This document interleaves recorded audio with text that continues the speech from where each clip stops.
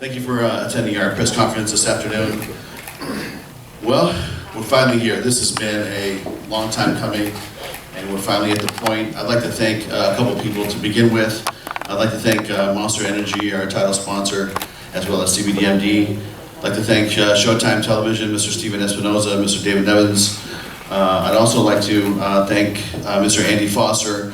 This is the first, I would say, our return to having an audience with without any restrictions. Although with the COVID, we have to wear the mask while we're in the arena next Saturday or this Saturday. But as far as the COVID restrictions, that's pretty much it. As far as coming back, I really feel this is a relaunch of Bellator. We've had about 16 months of doing fights in a closed environment where we have to do fights without an audience. It's been challenging, I know, for the fighters. It's been challenging for us. It's been a grind for the staff. It's been a grind, but we're finally here. And like I said, we've announced some great fights coming up in London and Moscow. We have the Sioux Falls fight. We have other fights that we're going to announce next week. We have a great lineup for everybody, not just domestically, but worldwide. So we're very excited. Again, this is the relaunch of Bellator this Saturday with this fight. This is an unbelievable main event.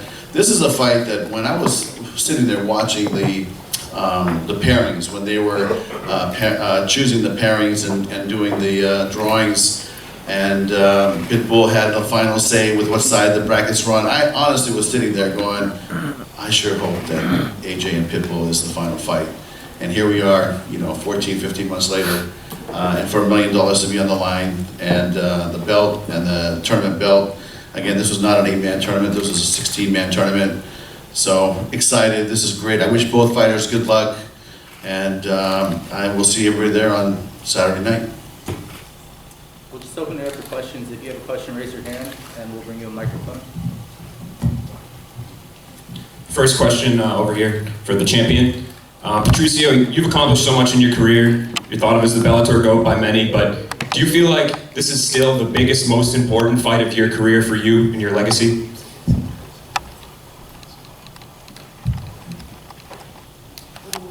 It's one of that. I fought with several guys that was very tough too. I beat Michael Chandler, and that was revenge for me because all that shit. But now is a new opportunity to show my talent. And AJ, every single fighter that stepped in the cage with him, none of them has been able to hand him that first loss. So what do you see in his game that you feel like you're going to be able to take advantage of that perhaps these other guys haven't? Just being faster, younger, stronger, just fighting smart, you know what I mean? Keeping my range and making him bring the fight, Everyone goes out there and rushes him. So let's see what he does. And same thing for Pitbull. I mean, him being undefeated, how do you think you're going to hand him first loss? He has all of this, what he told, but he's very nervous. He don't want to be there in the cage. I feel that. And AJ, for you, I mean, we've talked about this with you since your Bellator debut in April 2015, every step of the way. Saturday's the moment that you've talked about. So a couple days out of it, how are you feeling? Man, ready. Like I said, it's 22 years of preparation that I've prepared for this moment. All my training my entire life has been built up for this moment. So nerves? Nah. I've been on big stages since I was a kid, wrestling in Reno Worlds in front of thousands of people. So I think he thinks I'm nervous, but I think that's him trying to self-reflect a little bit and push his little self on me. And I think coming into a title fight, usually people think that the champion's the one that has everything to lose, but do you feel like you maybe have as much on the line here with your star potential? And I mean, a lot of people think if you win this fight, it's quite possible that you could go on to be the biggest star in Bellator history. Definitely, there's definitely a lot on the line. Being undefeated, like I said, there's always an extra O. It's not just the 6 in that check I'm fighting for, but that extra O on my record, live up legacy, continue my father's legacy, be a champ, I look at his poster every day, he's a champ. So it's now time for me to go get my belt. I want to ask the co-headliners a question as well. You guys are up here on the stage, you have a big spotlight coming up on Saturday. I know there's a #1 contender fight allegedly coming up here in South Dakota between J.J. Wilson and Adam Boric, but do you feel like you guys could end up stealing the show tonight and sneaking in there to challenge the winner of the main event? Absolutely, and I'm looking for the winner of that, or whoever doesn't come out victorious on Saturday night is what I want. Clean out this division and prove that I'm the best. I have this man to thank that he only made a much more dangerous fighter. For me, my calendar ends on July 31st, so all I have on my mind right now is the fight on Saturday, and after that, we figure stuff out.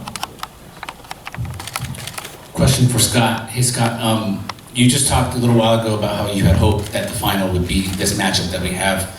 But speaking from one side, from AJ's side, the fact that it's been such a slow burn, his career build, being Bellator homegrown and getting to this point, can you just sort of talk about that plan coming together and how satisfied you are that he's come as far as he has? Yeah, you know what, when I came to Bellator, I said, we got to build from the ground up, just like I did in Strikeforce, and we have to buy from the top down, which are the free agents, to keep this machine moving. And I was lucky enough to see, I was actually going to go see Rampage Jackson, and his father was throwing a fight with Rampage, and AJ was the main event that night, and it was an amateur show, and I said, yeah, this kid, he's got some swagger, he's got a certain X factor about him, he's got a good look to him, he spoke well, he's cocky, and I said, you know what, let's sign this guy. And so we started talking to the dad. The dad came into the offices there in LA, and we had probably, I want to say maybe a 6-hour conversation that day. It was not a short conversation, I clearly remember that, but and all joking aside, I mean, it was the beginning of being in the AJ Mckee business. And so, I think that this is, you have Pitbull, who has been the champ since AJ came here. Think about that. I mean, that's how long he's been reigning and taking care of business. And that's why this fight is going to be so interesting. Question for Pitbull. I saw you post on Instagram, right over here, Snoop Dogg backing a knockout for Mckee here in Los Angeles. Do you feel any extra pressure with the stars on you, looking at you here in Los Angeles for this title fight?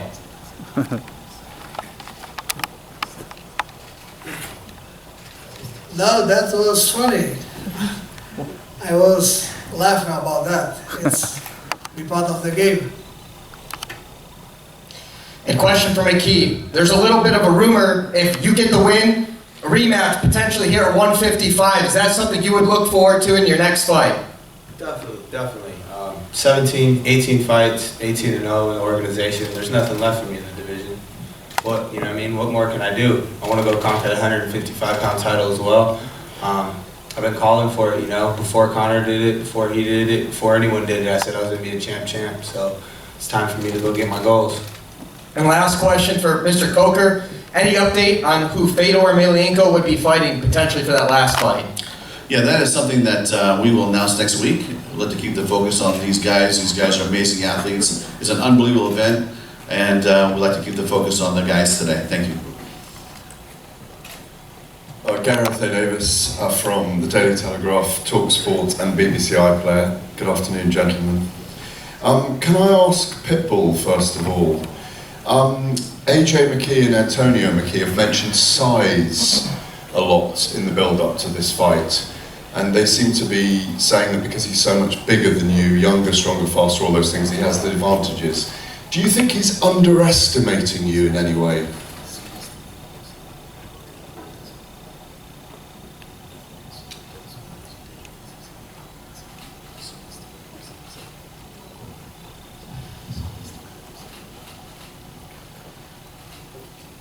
Quando seu inimigo está cometendo um erro, não interrompa. When your enemy is making a mistake, don't interrupt him. Fair enough. Can I ask Mads Burnell first of all? Mads, obviously you're fighting Emmanuel Sanchez, who's very well known here in the States. Do you feel like this is a title eliminator for you, and that you could be one of the few guys from Europe to take a Bellator title eventually? Like I said earlier, I only focus on this fight. What happens after is that's after July 31st. We get it on, we see who's the best, and the best man continues to go on and probably get the title shot. I thought initially this would be a title eliminator, but then I saw J.J. Wilson and Adam Borics had a title eliminator, #1 contender fight coming up, so it is what it is. I have this fight on Saturday, that's all I'm focused on. AJ, you have adopted the swag. You know, you want to. You said you want to be the Mayweather of MMA. How much are you looking forward to this moment? How exciting is it? How exciting is it to have all these cameras on you all the time and to have your life in lights?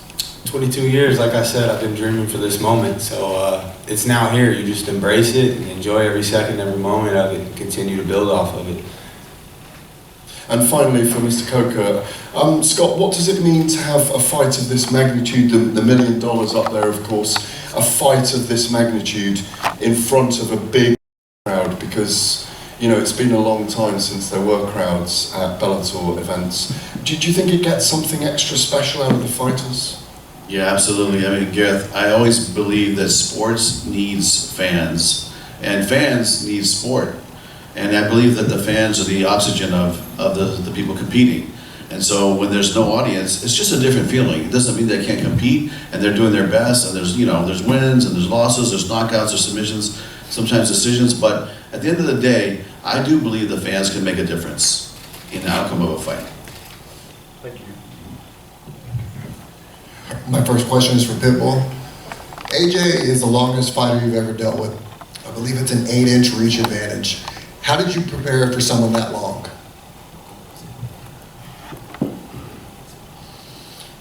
I fought 4 times against someone like him. It was Daniel Strauss. And I feel comfortable.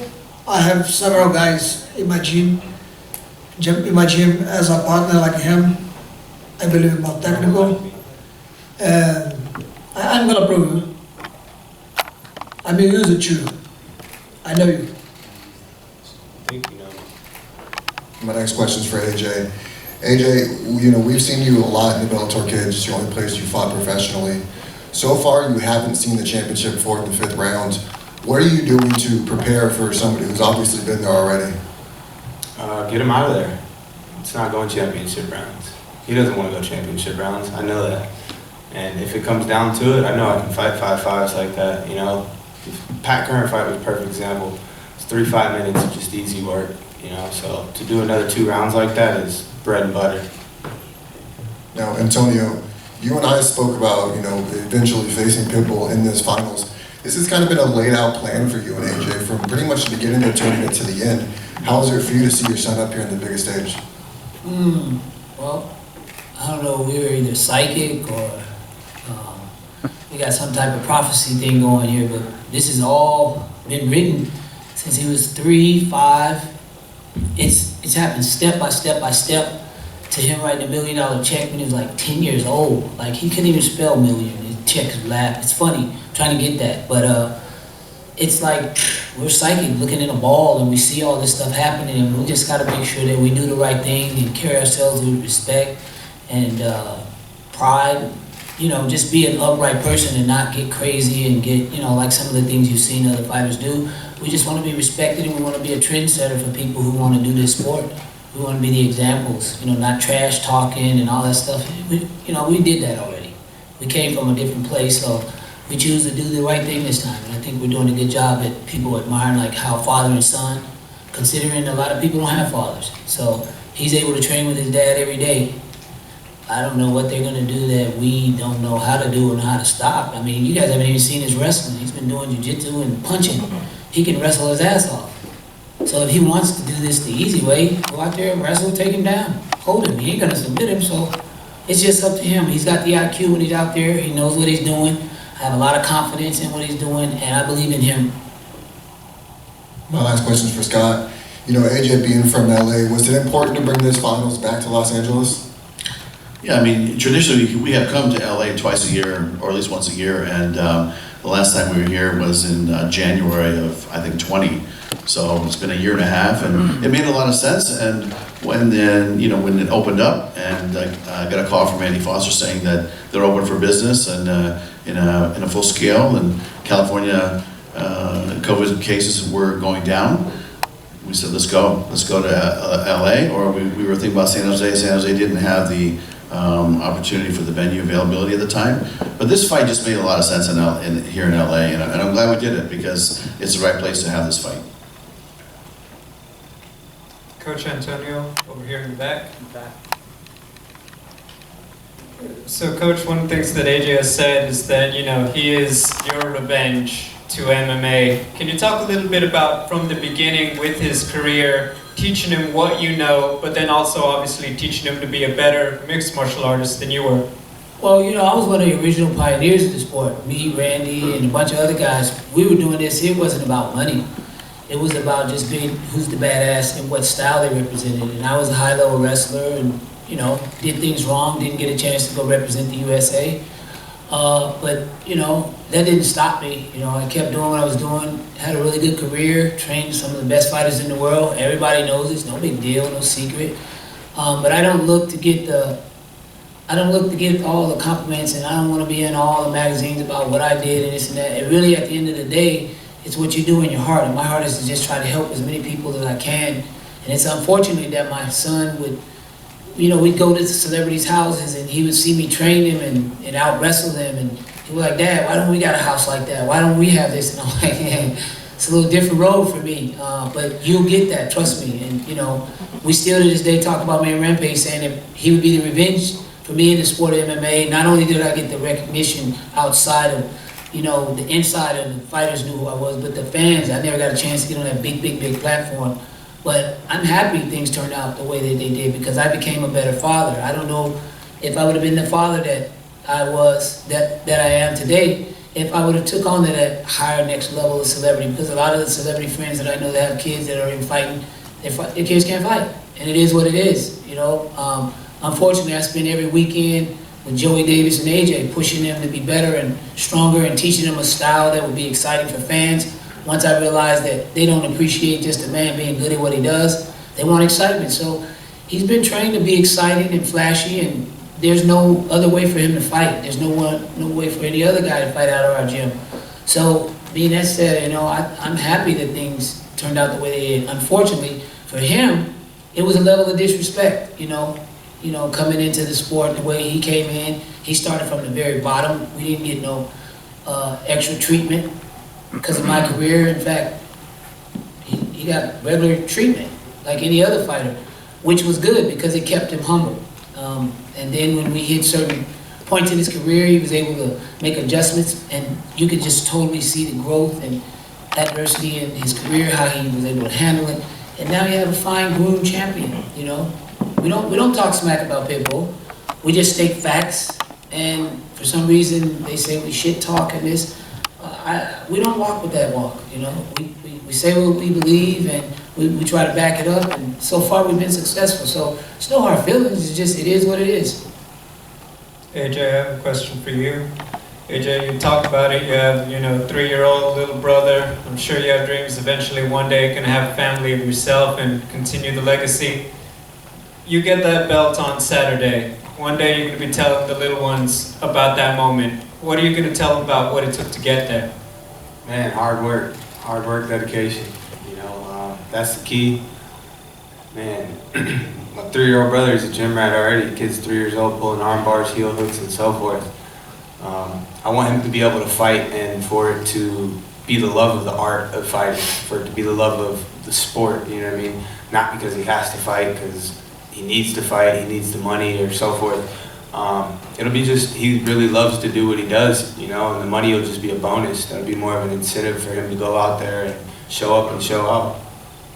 Pitbull, my final question is for you. You have a lot of the lightweights who are competing on Saturday saying, hey, it's time, we want our own crack at Patricio. You've obviously done so much. What do you think about everybody who's still waiting for you at 155 pounds?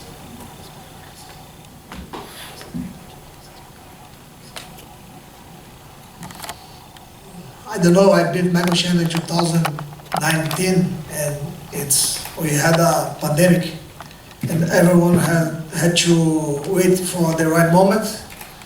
I believe that is a lot of guys waiting for that, including my brother.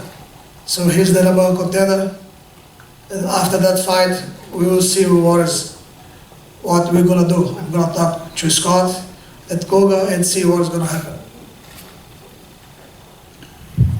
Question for El Matador, Emmanuel Sanchez. Good afternoon, sir. How are you? Good afternoon, sir. Could I ask you first of all, Mads Burnell is very ambitious, he's European, he wants to fight for the title. When you've studied him, what are the challenges he brings to you on Saturday night at the Forum? It brings a little bit of everything. I like this fight a lot. You know, when I look at the landscape of the division and all the other fighters that are in it, it's a pool of killers. And that's good. That's what excites me. You know, outside of the champion and the challenger that we have on the Saturday night, we have other great fighters like Mads Burnell, and like as we have aforementioned, Adam Borix and JJ Wilson, Aaron Pico, and you know, the list goes on. But I want to make a statement. You know, if this fight doesn't go as exciting as everyone planned, then I'm going to steal the show and leave it all on the line.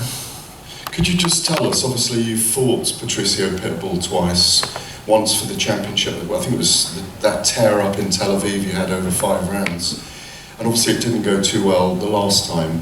But what's the man with the swag, AJ Mckee, facing in this champ who's rated #1 pound for pound, I think, at the moment with Bellator? What's AJ facing on Saturday night that he doesn't know yet?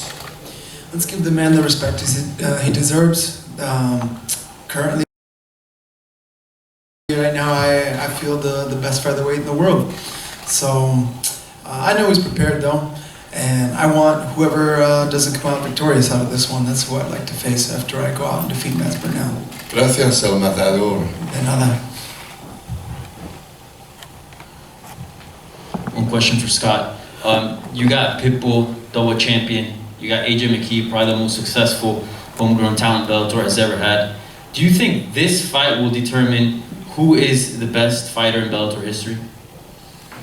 I mean, listen, I think that it's definitely arguable that this is, you know, not only who is the best fighter in the history of Bellator, but maybe I'm hopeful this will be the greatest fight in the history of Bellator. These guys both have a complete game. They're both dangerous. They both have their, you know, skill set, and that's what makes it so interesting.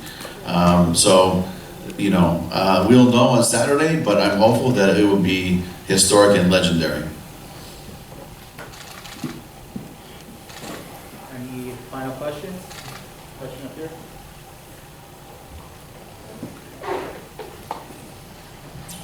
My question is for El Matador, Manuel Sanchez. I spoke to someone in your division. He said, yeah, if I fought that guy, he'd take a year off of my life. So, does Mads have to put you away? Is that what kind of fight this is going to be? Yeah, that's how it is. You're going to have to kill me. I mean, what happened in my last time around happened, but if I would have gotten back up and said, all right, let's go again, let's go again. But that's not the way it works. You know, but that's the type of fighter I am. You know, as Big John McCarthy said, I'm the Terminator. Rambo, Terminator, Liu Kang, Ryu, and I will not stop until they're done and they don't get back up. Colin, question? Yeah, I hear privately that Pitbull and Eric feel quite disrespected by you two in the build-up to this, that the champ isn't getting the respect he deserves, and, you know, Antonio, you've been sounding off about them and that they're nothing and that this is the easiest fight for your son. You know, they're keeping their counsel for once. I mean, why aren't you having a go at them today? Well, all I did was state facts. He's younger, he's longer, he's stronger, he's faster. He doesn't have the same miles on him, so how's that? I mean, if you want to talk some shit, I can talk that real good, but I'm trying to be respectful for my son's career. Like, I mean, we can take it to another level if that's what you want to do. 17-1. That sounds good. Little guy, calm down. You're gonna get your chance Saturday, and we'll talk after this. Interview the winner and the loser. Hey, you know what disrespect was? Ask Pitbull to sign a newspaper just for my legacy, hang up in my wall one day. Disrespect is crossing my picture out. That's disrespect. But you know, you don't see me talking about it or going, oh, Your father bro, told I'm all the break media you. that I am on Stop drugs. talking. Your father said that. You remember you said you're gonna It's beat my ass in disrespectful. front of my father? I'm gonna beat your ass in front of your wife and Say kids. that How about to me. that? You wanna I am talk on drugs. disrespect? We can So, be disrespectful. who is disrespectful? It's now the disrespect's out. Cat's out the bag now. How about that? And I'm gonna beat you in front of your father. Yeah. And he will do We nothing. can make a family about fair that. ass whooping too. Your Like father you is said, gonna your brothers you're are gonna do one ring, nothing. I'll whoop him too. It don't matter. I beat up your whole team. Respect my son and my family.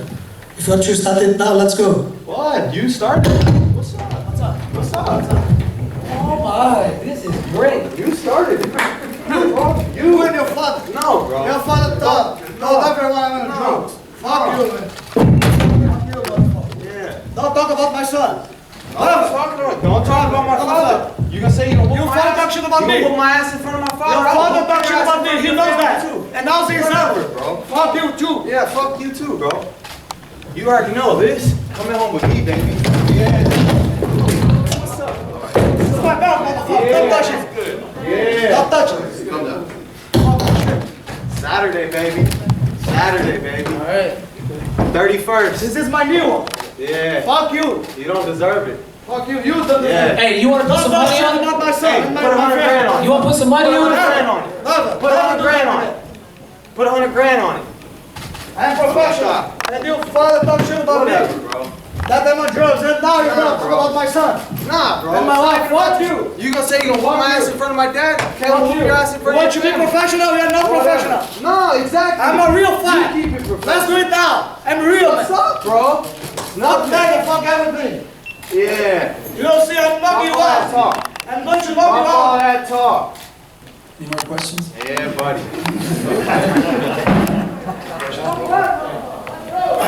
I'm not used to this violence.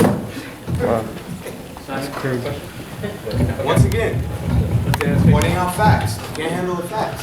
All right, I think we'll wrap it up with that. Good job, thank you. No face off.